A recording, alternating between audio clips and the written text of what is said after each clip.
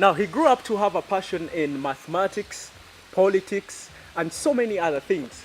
In his illustrious career, he has had an opportunity of meeting very famous people. All the I think a half of all the ex-African presidents, plus Queen Elizabeth. And now I'm still with a very special gentleman. And this is the second part, by the way, guys. I don't know where I've been. I'm still with Professor Baryamuleeba Venacius. Tell me about meeting all these people. How has it actually changed your life? Are some of them your role models? Well, you may say so, you may say no. Because you see, I've met these people out of my work. What I've been doing is what has led me to them. But when you want a role model, you just look for them, you just want to be like them. But these people, I've met them as a result of my work. Like, I met the Queen because I was a newcomer on official duties. She invited me actually to visit her in UK. So there I was. And then these other people you played host to. I hosted some of them. Give me some of the names, because some of the guys may think I'm bragging. Give me some of the names. So many. I hosted the President Thabo Mbeki. Yes, you did. I hosted the Mkapa from Tanzania.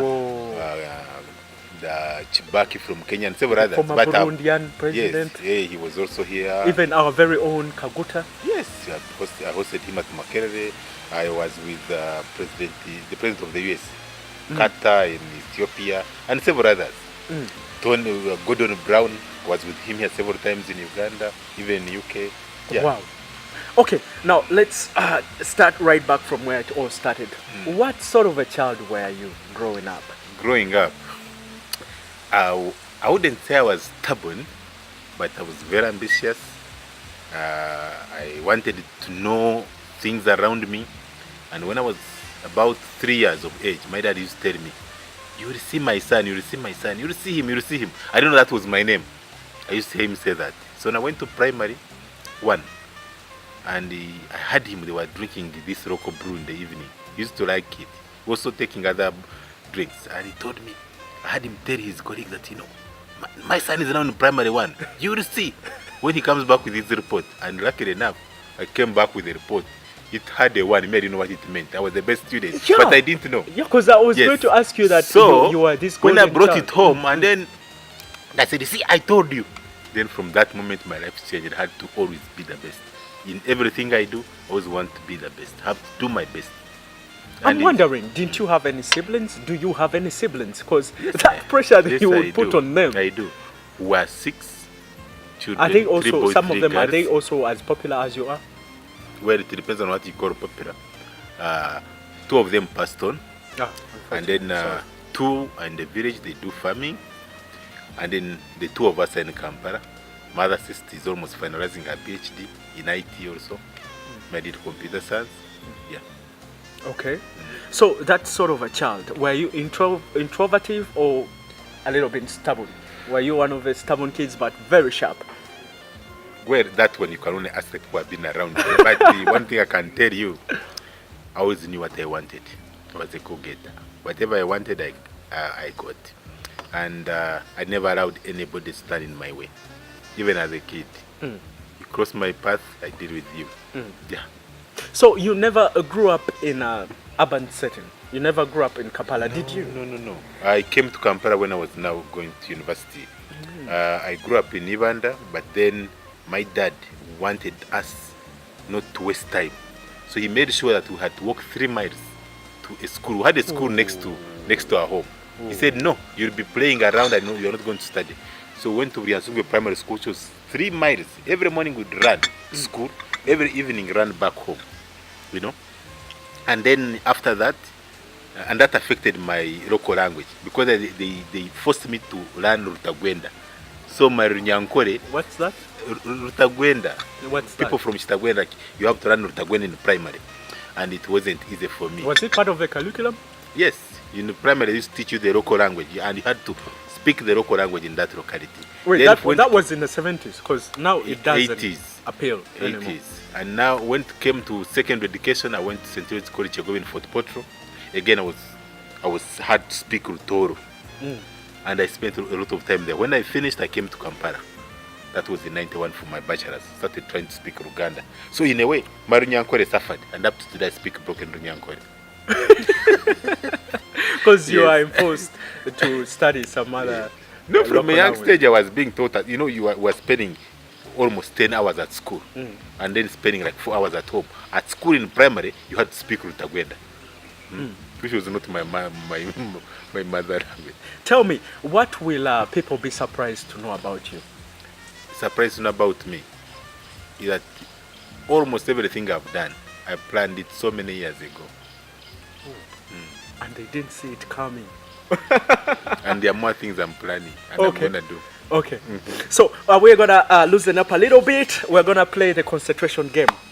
You know, my show always brings in that aspiration of fun and, Okay, are you ready? So I've got to I'll let ask you you. win. No, you will see. I've got to ask you concentration. You say concentration when you're ready. That will give me a green light. Professor, concentration. You don't have to first drink water. You say concentration. Concentration. Okay. This is a very easy one. Names of universities across the world. Makerere University. Stanford. Ibanda University. Harvard. That means I lose. Okay, I will sip on tea. You know all these universities. Should have said that Norway University you started from. Okay, it's your turn. There are many. Concentration. Concentration.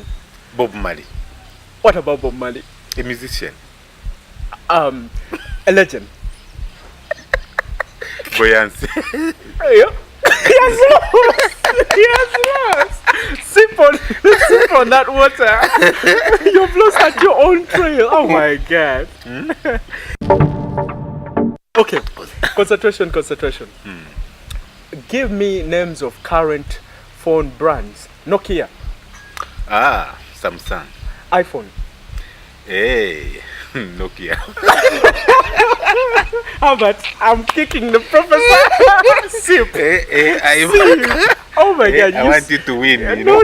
Why do you have to make me win? The foreign brands are so many. You have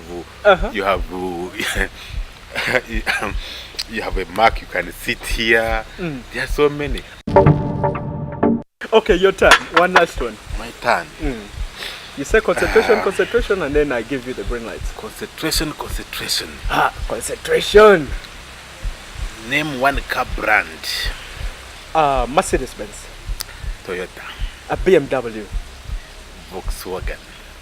Toyota. You said Toyota? Oh, I should have said what? Oh my God, it's all BMW. You have a Range Rover. You have. Okay, I've lost. Now I believe. Chilling. Okay, now, Professor, let's continue with our talk. This has been This have helped you win in several games now. This has just been a breather. I always want to bring that relaxation in the show. It makes it look so different from the others. So now, Professor, as a child, and you're born and raised in Ibanda. Yes. Yeah, that's the place. How do you feel that environment perceives you? Do they look at you as a golden boy? Definitely, but me being a nationalist, I'm actually a Pan-Africanist. I don't focus on just doing things for Ibanda also, but I give back to community. When I finished Senior 6 in 1991, I knew Ibanda Secondary didn't have good teachers. I had to go back and teach math, physics, chemistry from Senior 2 up to Senior 6 for 5 years, not 1 year. From vacation, I continued even when I was at university teaching. That I gave back to Ibanda. Now, recently, I was asked by the community and accepted to be a chancellor of a university, Ibanda University. That is also part of promoting the university because I have a name. So I can actually raise the profile of Ibanda University, and I did it for them. But I've been somebody who's focused on things that concern the country, concern the continent, and even the world. So I try every day to do something that can make this country, Africa, a better place. Why teaching? Why did you decide teaching? Not to stick to business like your parents. You see, after finishing after finishing my first degree, we actually started a secondary school in Ibanda. with another guy called Wam, and was doing well. But then I said, my parents told me about education. I need to go back and study. So I went to Norway, did my master's and PhD.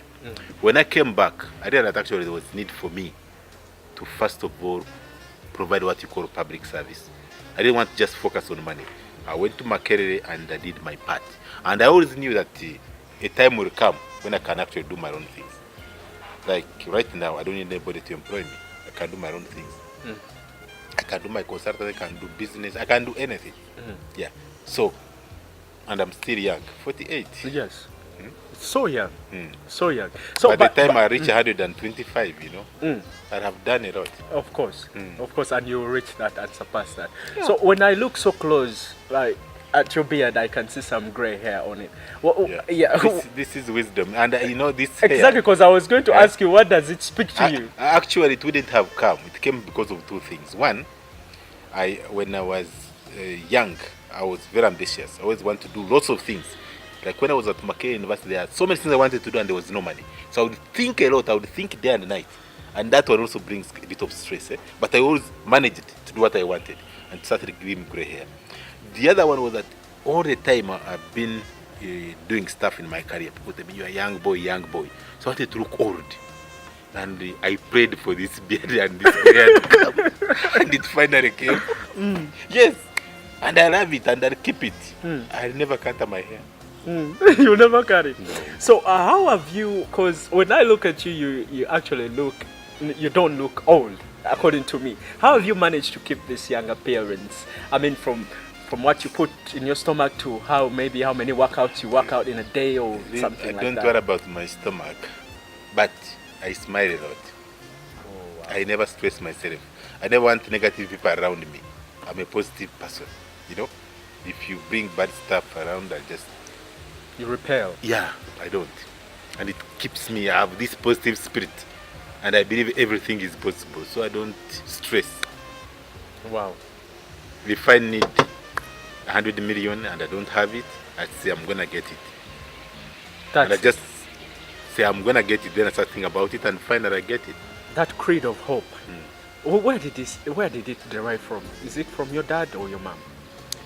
That's what they say. What is in a name? My father gave me a name and said, Baryamuleeba, they will see him. And he told me, they will see you for your works. So I had to do what I had to do. That brings the direct translation of this. Yes. This is your name. Yeah. They will see him. Yes. So then the other thing is that, when you're in society, you want to know that what will people remember you for? So you can't just say, I had all this education, I had this career, but then how did it end? So you have to always push yourself to the next level. You have to do something so that when you are long gone, people can remember you for that. Yeah. Apart from teaching and politics, is there any other thing that you're involved in? Oh, definitely. I think I do lots of consultancies across the globe, and that is services to the community. Consultants are in different areas. It is in ICT, in education, in administration, but you help solve problems across the globe. I do a lot of talking to young people. Mentoring is very, very important. I realize that when I sit with young people, or some people even of my age, and we start talking, I say, I would like to spend some more time with you again. I feel I've done something. And even when I work with some people, but I want to ensure they acquire the skills they're supposed to acquire. So I empower them. And I'm somebody who always wants to say things the way they are. Even when I'm writing about politics, I don't have to say, like there is President Seven, that I write what I think is not right about him, or I write what I think is not right about based on something. I ensure that I told the line of being balanced. Is there any secret talent that you have? That you have that people should know about? Secret talent? A secret talent. Yes, this person who's gifted, and I mean well all the time. Okay. So, lastly, what triggered you to run for presidency? Just one thing. What triggered me? You remember the time I announced to run for presidency? Everybody remember was 2016? 2015. 2015, yeah. Yes, and it was on the 17th I posted on my online media.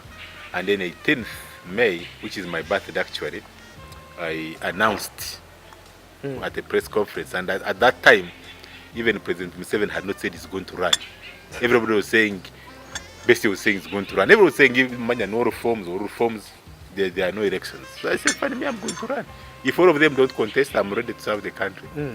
And I did. Okay. But when I decided to contest, everybody came out and there were 8 candidates. I said, fine. And I could not pull out because nobody asked me to contest. I had decided on my own because at that time there was no candidate. Everybody was saying, President was saying, if the party asks me, he wasn't saying I'm going to run. So if the party asks me, I said, fine, whatever they don't ask him. But he was saying, if there are no reforms, I'm not going to contest. I said, fine. Let me come out and tell you Ugandans, don't worry, I'm available, I'm going to be a president. And so they saw from you, they were like, let us also apply. No, as I started saying, now this one has been planted. You wait and see. Yeah. So, Professor, we are going to dive into our sport of music, which is the last segment of the show. So, before the show started, I asked you that you're going to randomly choose your own video or song that we have to shine a spotlight on. What song is that in particular? Now, since you've asked me a lot of questions about my daughters, the kind of music I think I would like people to listen to is I Wish I Were a Boy. By Beyonce. And I always tell them at times you have to be like boys, at times you have to be like girls, and they like it. So they are all round because they don't have boys at home, so they have to do all that. Okay. And it's a good thing, it's a good feeling. And actually, it's one of the things why I asked them that, you put your first choices at King's College Middle. So they studied actually a mixed school. And that environment has helped them. What about locally? Let's go local. Do you have any artists that music that you admire listening to? Admire listening to locally. That guy Baby Cool, he's come of age. What? Yeah, so his music is now appealing. Yeah. So, Professor, before we leave, I always have a guest here. For my guests, I tend to give out a present. So, how about he's gonna help me pass around the present, and I handed it on over to you, and I hope you like it. I like presents. Okay, since you're a positive person after all. But shout out to Bebe Cool. Professor Baryamuleeba thinks you're a tremendous artist, and you should keep up the good work. He's actually a big boy, I thought you were going to give him to me as a present. Maybe I will give it to you. How about as a present? So now I got a handmade hanger that actually has 2 sides. There is that side, there is this side, like this. And I want you to keep your coat or your shirts there. It's handmade, it's authentic. That's the most important thing about it. It's just not a hanger, guys. It's just not a hanger. This is a handmade hanger. What I like about it, it has some bit of art. Imagination. What imagination is better than knowledge. Things. When you have it like this, you can imagine. Do you know why my cars have like a number plate that everybody has to decide on what the number plate means? What? I'll give you number plates of ownership for my cars. One has a letter U as a number plate, another one has 5 stars. So people can imagine. You help them imagine. Oh, thank you very much. Okay. Hey, you help them imagine. And it's a good thing. Okay, I hope you like it. Oh, all right. Great. Thank you guys for staying with me right from the beginning last week. Professor Baryamuleeba has given me an impressive interview. I would love to have this interview again. I hope when I call you again after some time, you will please give me the honor. Maybe come when maybe I'm president of the United Nations. Please, I would love to be that so that I can become the vice president or something like that. United Nations does not have a vice president, No, I mean the president of this country. Hey, you want me to be president here? Please try again. Why try not? again, because that was the beginning. That is up to the people. And you're very young. That is up to the people. You're very intelligent, you're very young. If you look at the qualifications in our constitution, I made the qualifications. Yes, and you did. Leadership is not about you saying I want to be president. No. So that's why President Museveni tells you that he's not getting anything from this single presidency. He's serving the people. If the people come to me and say, I want your service, why am I not serving the people? Even Kagame uses the same line, which is impressive. I'm going to be a professor's campaign manager. Thank you very much. I want to thank my special people, Tony Waljaba. I want to thank Henry Yiga. I want to thank Herbert. I want to thank Isaac, Tony, and then I want to thank Calvin the entertainer, plus the whole UBC fraternity. You guys have been there for me, and our special driver. Thank you guys for being here with me, but most importantly, I want to thank you guys for tuning in. You are the love of my life. And I also want to thank Quasi Classic for this tremendous outlook. I looked so well, I guess. I wanted to suit the professor. So thank you very much. This has been Chilling. See you again next time, the same date and the same space, UBC TV. And God bless Uganda. He says God bless Uganda. Our next president to be here. You keep saying it like you mean it. Yes, I really mean it. Maybe if all Ugandans speak like you, then I'll come out and offer myself. Yeah, and don't forget to always go grab yourself a copy of Professor's books. They are available. Where can they find the books? In all bookshops. Okay. I didn't talk about them. But those who don't have money, sorry. they can get free copies online. They just Google Baryamuleeba, they'll get the free copies. It's also available online. All of them. I provide knowledge freely. I read this entire book, The Ideal Uganda, My Perspectives, and it's amazing. You guys should read it. And this, They Will See Him, which is an interpretation of his name. It has some strong biography, his own biography, and some strong message. So you guys should go and grab yourself some copies. See you again. See you and take care.